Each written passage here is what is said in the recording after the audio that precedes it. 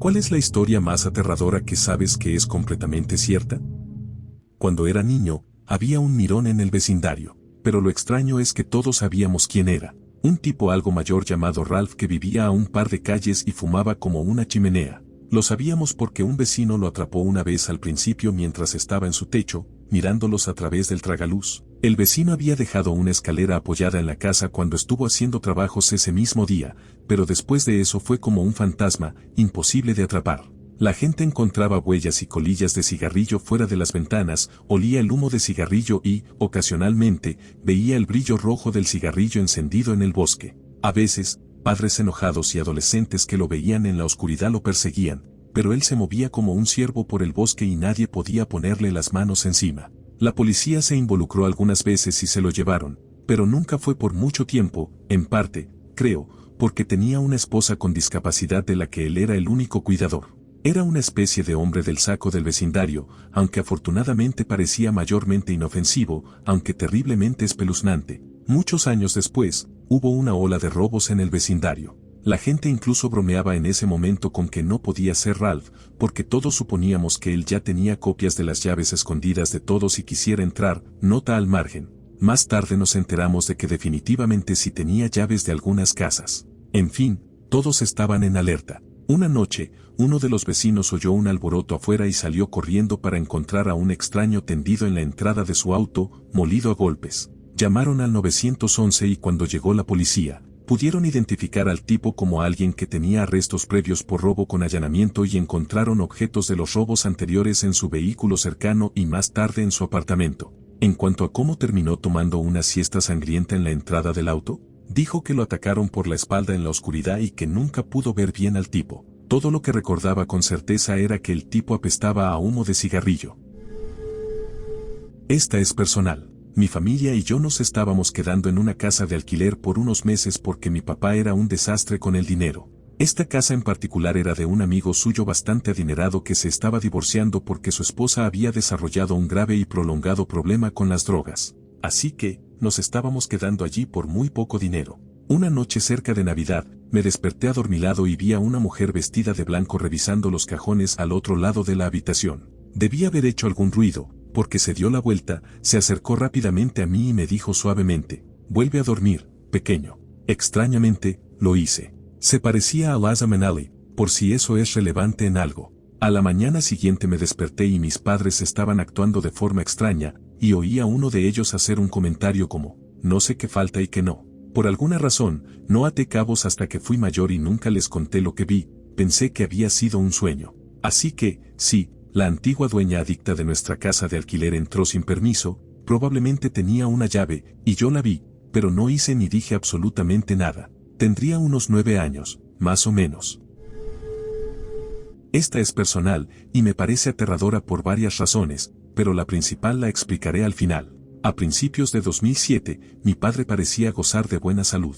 Había estado trabajando con su médico de cabecera para controlar su colesterol, y su corazón parecía sano según los electrocardiogramas y demás. Las perspectivas parecían buenas. Contrajo una cepa muy fuerte de la gripe durante un viaje de negocios a Corea del Sur y todavía la padecía 2 semanas después de volver a casa. Como un idiota, no se tomó ni un día libre en el trabajo, incluso trabajando más horas. Un compañero de trabajo lo encontró una mañana, sin vida en su escritorio por un infarto masivo. La forense le hizo la autopsia y encontró un daño inmenso en su corazón que, según ella, normalmente tardaría años en producirse. Mi familia estaba destrozada. Su médico de cabecera asistió al servicio conmemorativo y estaba completamente desconcertado, intentando encontrar una explicación lógica a lo que pudo haber salido mal, porque todas las pruebas y escáneres mostraban que la salud del corazón de mi padre no corría peligro. Él había dedicado específicamente mucho tiempo y energía a trabajar con mi padre para garantizarlo, debido a un riesgo familiar de enfermedades cardíacas.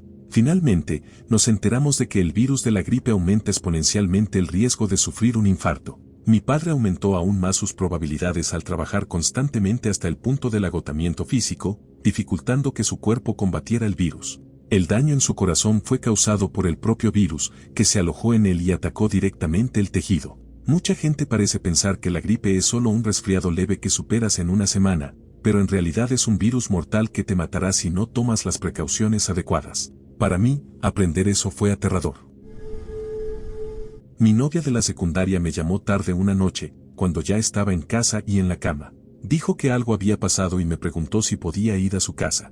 Estaba claramente alterada y no me dio muchos detalles. Así que les avisé a mis padres y conduje hacia su casa. En la entrada de su vecindario me encontré con un policía que tenía las luces encendidas. Me preguntó a dónde iba y le conté sobre la llamada de mi novia. Me dejó pasar y, al subir la colina que llevaba a la calle sin salida donde ella vivía, vi varios autos de policía rodeando la zona. Vieron cómo me estacionaba y bajaba de mi auto. Mi novia salió corriendo de su casa y me encontró en la calle. Me explicó que alguien había entrado a la casa de su vecina y había comenzado a atacarla con algo pesado. La vecina logró salir de la casa y se dirigió a la de mi novia, donde comenzó a golpear la puerta principal con desesperación.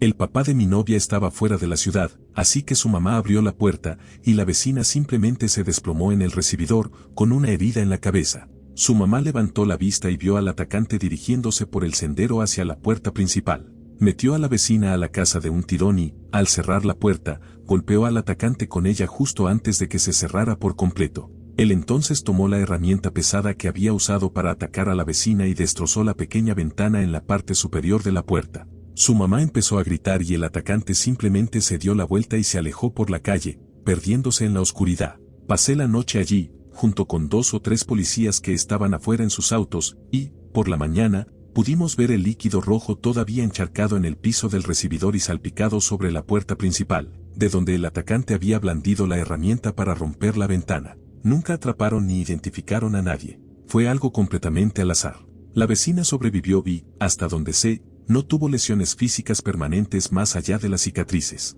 Se mudó poco después del incidente. Una amiga cercana de la familia, una mujer joven y soltera. Fue en los años 80, cuando se compró su primera casa. Una casa pequeña en un vecindario tranquilo, todos lo eran en mi pueblo. Bueno, se estaba mudando con sus cosas, que cabían en un pequeño camión de mudanzas. Un agradable día de verano. La mayoría de los vecinos vieron esto, se acercaron y se presentaron. En fin, según cuenta la historia, hacía calor, era verano y no tenía aire acondicionado. En esa época se podían conseguir casas sin aire acondicionado, así que tenía todas las ventanas abiertas para intentar que entrara algo de brisa. Llegó la noche. Estaba completamente agotada por la mudanza, así que entró a su habitación del fondo y se dejó caer en la cama. Todas las luces estaban encendidas en la parte delantera de la casa, en la sala y la cocina, pero no las encendió en la habitación. Dijo que solo iba a descansar unos minutos y luego seguiría guardando sus cosas, pero se quedó dormida. Dijo que no sabía cuánto tiempo había pasado, pero se despertó por un ruido. Y entonces, una vez que se ubicó, se dio cuenta de lo que era. Alguien estaba cortando lenta y sigilosamente la malla de esa ventana con una cuchilla. Después, supusimos que la idea era que entraría sigilosamente en la parte oscura de la casa, asumiendo que ella todavía estaba despierta en la parte iluminada y la esperaría allí. Se incorporó en la cama y gritó: «Tengo mi Magnum aquí a mi lado, y si no te largas, disparo», o algo por el estilo. Dijo que oyó los pasos de quienquiera que fuese huyendo a toda prisa, lo cual fue una suerte para ella, porque no tenía ninguna pistola, ni siquiera tenía el servicio telefónico conectado en la casa todavía. Había logrado salir con un engaño de quién sabe qué. He escuchado muchas historias de miedo reales en mi vida, pero esta se me ha quedado grabada desde que era adolescente. En ese momento, se arriesgó a esa jugada y funcionó. Tenía unos 4 o 5 años y mis padres acababan de separarse. Mi mamá vivía en un apartamento de 2 habitaciones, yo tenía mi propia habitación, pero prefería dormir en su cama cada vez que me quedaba con ella. Nuestras 2 habitaciones estaban al final de un pasillo, directamente una frente a la otra. Nuestro apartamento estaba en el primer piso y recuerdo que era en pleno verano y mi mamá tenía una ventana abierta en su habitación, la cual estaba directamente detrás de la cama, sobre la cabecera. En fin, me desperté en mitad de la noche y recuerdo que me senté y vi que nuestro gato estaba sentado en el marco de la puerta de la habitación de mi mamá. Su puerta estaba abierta y se podía ver parcialmente mi habitación. Esto era extraño porque nuestro gato normalmente siempre estaba en la cama con nosotras. Mientras lo observaba, entró a mi habitación y maulló. Me giré para mirar a mi mamá y despertarla. En los 3 o 4 segundos que le tomó despertarse y preguntarme qué pasaba, ambas volvimos a mirar hacia el marco de la puerta y había un hombre parado junto a mi puerta abierta, saliendo de mi habitación. Todavía no sé cómo logró hacerlo tan rápido, pero mi madre me levantó y literalmente me arrojó por la ventana con mosquitero. De nuevo, estábamos en el primer piso y la caída al suelo era de quizás 1 metro. Ella la siguió rápidamente y pudimos empezar a gritar pidiendo ayuda y alguien llamó al 911. La policía llegó, pero no vio ninguna señal de entrada forzada. Solo que nuestra puerta principal estaba sin seguro, lo que los llevó a creer que el hombre debió haber salido por ahí. Lo extraño fue que mi mamá juraba una y otra vez que había cerrado la puerta con llave esa noche, con el cerrojo y la cadena. Aproximadamente una semana después, ella estaba limpiando la cocina, abrió el armario del calentador de agua y encontró un cuaderno con nombres y dibujos, así como un par de guantes y algunas envolturas de chicle. Llamaron a la policía de nuevo, pero lo único que pudieron hacer fue especular que el hombre había estado en nuestra casa y se escondió hasta que nos quedamos dormidas. Una historia aterradora pero real que viví cuando tenía 12 años. Me mudé con mi papá cuando tenía 10 años y no conocía a nadie en la zona, excepto a una familia amiga de mi papá. Era una madre soltera con 3 hijos. Por suerte, había una chica un par de años mayor que yo, tenía 12 años cuando la conocí, y nos fuimos conociendo un poco a lo largo de un par de años. No éramos muy cercanas, pero terminamos teniendo los mismos amigos. Una noche, mi amigo Rob estaba pasando el rato con ella y su hermano menor. Resulta que estaban solos en la casa porque la mamá de mi amiga estaba en el trabajo. Y aquí es donde esto se vuelve aterrador y triste. Su madre había estado ayudando a una señora, a través de su trabajo, y la llegó a conocer bastante bien. Se enteró de que la hermana de esa señora estaba en una institución mental y la habían dado de alta recientemente. La noche que Rob estaba pasando el rato con mi amiga, alguien llamó a la puerta. Mi amiga pensó que era su mamá, ella llama de una manera particular cuando llega, y abrió sin pensar. Se suponía que Rob no debía estar allí, así que se escapó por la ventana hacia su casa, que estaba más adelante. No lo pensó 2 veces. No era su mamá. Era la hermana de la señora a la que su mamá ayudaba, y, hablando con su hermana, descubrió dónde vivía la familia y el horario de trabajo de la mamá. Entró, y aquí es donde no sé los detalles, y me alegro de no saberlos. El hermano menor de mi amiga logró escapar a casa de los vecinos para llamar a la policía. La mujer le quitó la vida a mi amiga una semana antes de Navidad. La dejó sin vida en una bañera. No me permitieron ir a su funeral. Esto fue a finales de los 80 o principios de los 90, yo tenía unos 6 o 7 años. Estaba en casa con mi hermana, que en ese entonces tenía 14 o 15 años. Crecimos en un pequeño pueblo de Texas, donde todo el mundo se conoce. Estábamos solas en casa esa noche en particular, mis padres dejaban que mi hermana me cuidara con frecuencia. Siempre nos llevamos bien debido a nuestra diferencia de edad. En fin, eran como las 8 de la noche en invierno, los desiertos se ponen muy fríos, así que estaba oscuro y estábamos en la sala de estar, ya que allí estaba el televisor. Estábamos viendo 60 Minutes, 48 Hours, Hard Copy o alguna de esas cosas, esos programas de noticias de 1 hora de las CBS que relatan en profundidad grandes crímenes. Bueno, la particularidad de la sala de estar de nuestra casa era que la puerta que daba al patio trasero era una gran puerta de cristal en una pared de ventanales que iban del piso al techo. No había más que oscuridad afuera, a menos que tuvieras la luz trasera encendida, y no la teníamos. La puerta principal estaba al otro lado de la habitación, con un pequeño recibidor. Era una puerta sólida, por lo que no se podía ver qué había detrás, con una contrapuerta de cristal en el exterior. Unos 45 minutos después de empezar el programa, estaban hablando de la búsqueda en curso de este tipo loco y, de repente, ¡bam, bam!, la puerta principal sonó con unos golpes fuertísimos. Saltamos del susto y gritamos como locas. Silencio absoluto. Las únicas luces encendidas en la casa eran la de la cocina, al fondo del pasillo desde la sala en la que estábamos, y la luz del televisor. Empezamos a pensar que algo en la entrada, teníamos algunas macetas y una mecedora ahí afuera, simplemente se había golpeado contra la puerta por el viento. Estábamos en el oeste de Texas, donde los vientos son increíblemente fuertes. Bueno, pasa 1 minuto o 2 de silencio mientras nos abrazamos, recuperándonos de la descarga de adrenalina. Justo cuando estábamos a punto de declarar que todo estaba a salvo, oímos cerrarse la contrapuerta exterior. Alguien tuvo que haber abierto esa puerta para poder golpear la puerta principal de esa manera. Las dos nos quedamos paralizadas en medio de la habitación, en el suelo donde habíamos estado viendo la tele. Mi hermana se arrastra hasta el televisor y lo apaga. Era un televisor antiguo, así que tenías que girar esa perilla de metal para apagarlo, lo que hacía con un clac algo fuerte. Ahora solo estábamos nosotras en una habitación apenas iluminada por la luz de la cocina al fondo del pasillo. No recuerdo cuánto tiempo pasó conmigo paralizada y mi hermana todavía agachada junto al televisor ya apagado. pero no dejábamos de mirarnos a los ojos y luego mirar a la puerta principal. Recuerdo esta parte vívidamente. Estoy de rodillas, sentada sobre mis pies, y me doy la vuelta para mirar la pared trasera de ventanales y la puerta de cristal. Oímos y veo girar la perilla de la puerta trasera. Estaba cerrada con el seguro de la perilla, pero no con el cerrojo. Tiembla un poco, como si alguien estuviera probando la manija suavemente. Ninguna de las dos hace un sonido, solo contenemos la respiración. Entonces, bam, bam, bam, con un ruido infernal, alguien intenta forzar la puerta, sacudiéndola hacia adelante y hacia atrás. Toda la pared de ventanales vibra violentamente y puedo ver cómo con cada sacudida de la puerta mi leve reflejo se vuelve borroso, luego nítido, luego borroso de nuevo. A mi hermana se le acaba la paciencia y grita como si la estuvieran desviviendo. Yo sigo paralizada en el suelo. Ella se levanta y prácticamente me arrastra a su habitación, cierra la puerta de golpe y pone su colchón y todo lo que puede frente a la puerta. Por suerte, se había acordado del teléfono, uno de esos teléfonos inalámbricos increíblemente pesados, de plástico beige y con una larga antena de metal. Todavía teníamos que marcar directamente al sheriff y, con el pánico, no recordaba el número. Simplemente presionó el botón de rellamada. Era una de sus amigas y le dice, entre jadeos entrecortados, que alguien está tratando de entrar a nuestra casa y que necesita que vengan ahora mismo. Yo estoy acurrucada en el suelo y no puedo dejar de temblar. No oímos nada más hasta que vemos las luces de los faros del auto de la amiga de mi hermana y sus padres llegando a la casa. Nunca supimos quién estaba en la puerta ni por qué, no había señales de que hubiera pasado nada, salvo un par de raspones en la parte inferior de la puerta trasera que no recordábamos si estaban ahí de antes o no. No nos ha vuelto a pasar nada parecido ni a ella ni a mí desde entonces, pero te aseguro que después de eso nunca nos olvidamos de cerrar una puerta con llave.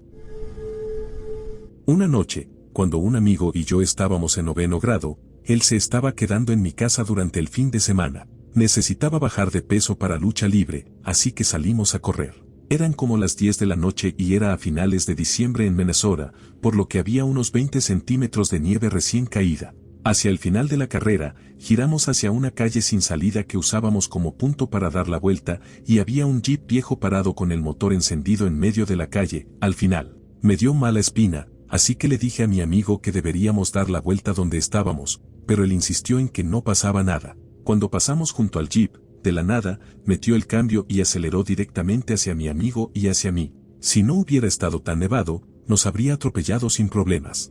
Después de eso, empezamos a correr hacia mi casa, que todavía estaba a un par de cuadras de distancia. Debido a la profundidad de la nieve acumulada a los lados de las aceras y las calles, tuvimos que quedarnos en las aceras para poder movernos a un ritmo considerable, y en el tiempo que nos tomó llegar a casa, chocó contra los montículos de nieve a nuestro lado 5 veces. Cuando finalmente llegamos a casa, el tipo estaba en nuestro jardín haciendo patinar las llantas. Así que mi hermano mayor, de 19 años en ese momento, tomó una escopeta descargada del armero de nuestro padre, salió, la cargó y le apuntó al jeep. El tipo salió de nuestro jardín conduciendo y atropelló nuestro buzón, pero mi hermano logró ver el número de la placa, así que llamamos a la policía. La policía no hizo absolutamente nada al respecto. Supusieron que debíamos haber provocado al hombre de alguna manera o que estábamos haciendo una broma. Mi hermano le dio a la policía el número de la placa, pero nunca supimos nada más al respecto cuando intentamos averiguar. Mi amigo y yo nunca más salimos a correr de noche, y nunca volvimos a ver ese jeep. Mi historia ocurrió durante 2010, cuando firmé un contrato de alquiler por 1 año para un pequeño apartamento de estudiante en París. La casera había heredado el lugar y era un antiguo estudio para sirvientes al estilo francés, sin baño. Había contratado a un contratista para dejar el lugar como nuevo. Después de unas semanas, empecé a tener algunos problemas con las tuberías del baño. El contratista vino y argumentó que no pasaba nada. Como yo seguía insistiendo, la casera llamó a un plomero y le pidió que echara un vistazo. Él dijo que las tuberías no eran adecuadas para este tipo de edificio antiguo y que requeriría cerca de 1 semana de reestructuración. Sin embargo, podía seguir usando el baño. En ese tiempo yo estaba estudiando, así que la casera acordó pasar todos los días para vigilar el progreso. Luego, 2 meses después, tuve problemas con el fregadero de la cocina. El plomero vino y dijo que era un defecto menor, pero encontró la manera de justificar que también tomaría cerca de 1 semana. Y de nuevo, un par de meses más tarde, volví a tener problemas con las tuberías del baño, así que regresó diciendo que era por la instalación del primer contratista y que probablemente sería recurrente a menos que pudiera hacerlo todo desde cero, y eso tomaría al menos 1 mes. Las vacaciones de verano estaban lo suficientemente cerca, así que acordamos que por ahora solo lo arreglaría. Para ese entonces, estaba tan acostumbrada a verlo por ahí que ignoraba por completo su presencia. Ese día, estaba enferma y me quedé en cama todo el día en pijama, luego me preparé un té y le ofrecí un poco. Cuando le di la taza, me agarró la mano con fuerza y me dio las gracias, con una mirada insistente y maliciosa. Eso me asustó terriblemente. Estaba muy enferma, pero recuerdo sentir ese instinto de supervivencia, lista para darle su merecido si se atrevía a hacer algo. Creo que lo sintió y retrocedió. Entonces comencé a observarlo. Resulta que, como estaba todo el tiempo viendo videos y escuchando música con los audífonos puestos, nunca me había dado cuenta de las miradas ocasionales y las sonrisas extrañas. Lo evité tanto como pude, pero la situación empeoró. Cuando regresaba de clases, noté que algunas de mis cosas habían sido movidas de lugar. Nunca lo había notado antes porque yo misma soy muy desordenada, pero me había asegurado de recordar dónde estaba ubicada cada cosa dentro de mi desorden. Entre los objetos en lugares sospechosos estaban fotos, cosméticos, perfume, ropa sucia, y una vez mi computadora estaba encendida cuando estaba segura de que la había apagado. Gracias a Dios siempre he usado una contraseña. No hace falta decir que no renové el contrato y me mudé lo antes posible. Le conté a mi casera sobre esto, pero no pareció muy convencida, mientras que mi madre me creyó firmemente, ya que él también se le insinuó de forma agresiva un día que ella vino mientras yo estaba en clases. No presentamos cargos ni nada porque no teníamos ninguna prueba contundente y la casera probablemente no cooperaría, así que la policía no habría hecho nada, especialmente en Francia. Pero todos los días no puedo evitar pensar en ese plomero viejo que va a las casas de la gente todos los días, ganándose la vida con eso. Solía ser voluntario grabando libros en audio para personas ciegas o con dislexia. Era en un estudio que estaba ubicado en un seminario. Tenía un campus, una biblioteca, un pequeño cementerio, etc. Usualmente estaba solo en una pequeña cabina de grabación leyendo libros de texto aburridos, principalmente de gramática en español, glosarios, índices, etc. Un día estaba repasando algunos ejercicios de conjugación y sabía que me estaba aburriendo y adormeciendo mucho, y que estaba empezando a mascullar, así que detuve la sesión, salí a tomar una bebida y luego me volví a poner los audífonos para retroceder hasta la última cosa que dije claramente y empezar de nuevo. La última cosa que me oigo decir, en español, claramente, con una voz baja y seria, pero con mi voz, fue: «Hay hombres, esos hombres están parados detrás de mí», o algo que se traducía más o menos así. Busqué frenéticamente en mi libro y no encontré nada ni remotamente parecido a eso que pudiera haber estado leyendo. Empecé a sudar, me fui y nunca más volví. Vivía en una residencia de estudiantes y los buzones estaban organizados de tal manera que había uno para cada apartamento o grupo de 6 habitaciones, ubicado detrás de la oficina principal. Un día, a principios de mes, fui a recoger nuestro correo y encontré un trozo de papel con mi nombre y el número 23, impreso, no escrito a mano. Supuse que alguien lo había puesto ahí para asustarme y simplemente lo dejé sobre mi escritorio. No le di importancia. Unos días después, había un guante de cuero negro adentro, también con mi nombre. Solo un guante de cuero negro que no me pareció raro hasta que lo miré de cerca. Había perdido ese mismo guante el invierno anterior. Unos días después de eso, apareció una cinta para el cabello del tipo que me había dado por usar durante una temporada. Una cinta morada y delgada. Para ese entonces, ya les había preguntado a todos mis amigos qué demonios estaban haciendo, pero todos negaron saber algo. Unos días después del guante, apareció un lápiz labial usado, de un tono y una marca que yo había usado antes. Tenía algunos de esos lápices labiales, pero los perdía constantemente y ya los habían descontinuado. El problema era que yo estaba en la universidad en un país diferente de donde crecí y había dejado de usar ese lápiz labial antes de mudarme. Esperé a que llegara el día 23, esperando que ocurriera algún evento horrible y aterrador digno de un acosador. Pero no pasó nada, y nada pasó después de eso. Todavía no sé qué estaba pasando.